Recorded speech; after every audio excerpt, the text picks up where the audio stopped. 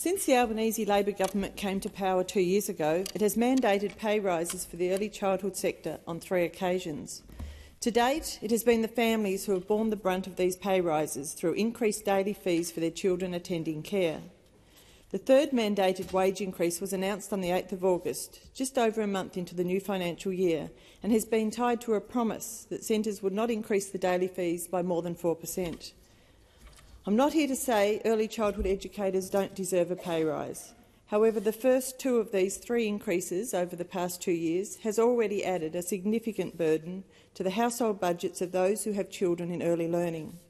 Families have been struggling with the incremental increases in household essentials, with food, electricity, healthcare, insurances and petrol all increasing due to the action, or should I say inaction, of the government. And a large proportion of these families have been burdened with 12 interest rate rises and a sustained period of high inflation. ABS labour force data from August confirm wages for working householders are going backwards under Labor.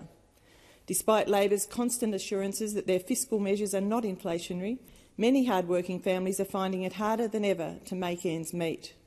Those with children in long day care have seen their daily fees, before the childcare subsidy is applied, rise by about 17% in 2 years, and that's before this latest package is applied.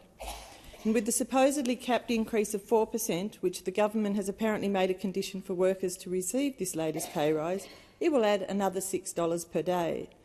And while that might not sound like much, if you consider a child that is in long day care for 5 days per week, it will cost families $858 per week before the childcare subsidy is applied.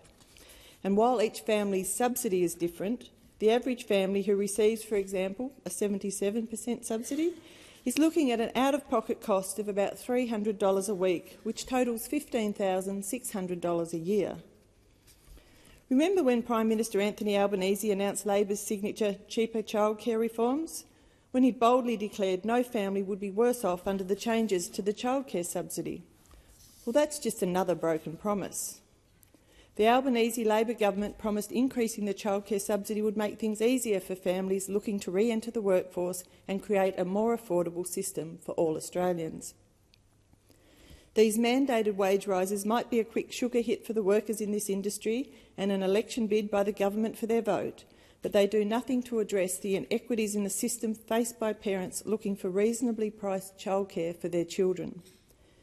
We have all heard the stories of mothers-to-be signing up their children to waiting lists at the daycares in their area before the child is even born, only to be unable to secure a place when they need it. This particularly applies in rural and regional areas where they are so often childcare deserts. Having a baby in Australia has become an incredibly expensive lifestyle choice. There are many couples who feel they can no longer afford to start or expand their family. With countless people struggling under the burden of Labor's homegrown inflation and the uncertainty over our future housing and energy markets, to name a few, it is no wonder more people are choosing to be childless by choice. Birth rates are dropping. Data from KPMG released in July this year describes Australia as experiencing a baby recession. Birth rates have dropped to their lowest level since 2006. While I will never advocate for the removal of a woman's right to choose if she wants to have a baby, it's equally important for us to recognise the critical importance of the next generation for this country.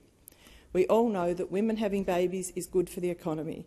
It's good for productivity and it helps keep the economy ticking as generations enter and leave the workforce.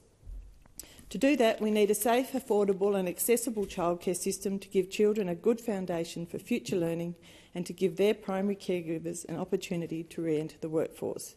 But instead, this system has created a world where parents who may have received more subsidy have simply watched that subsidy increase and with it the daily fee increases, which puts them back at square one. What's more, many centres directly attribute the daily fee increases to the pay rises, effectively passing on the cost to parents. The reality facing hard-working Australian parents is very different to the story Labor is claiming. For the government to claim these reforms as genuine cost-of-living relief needs to be called out for what it is, a policy that has done nothing to create meaningful change for many. Australian children deserve better, not a system propped up by band-aid solutions as proposed by Labor. Thank you.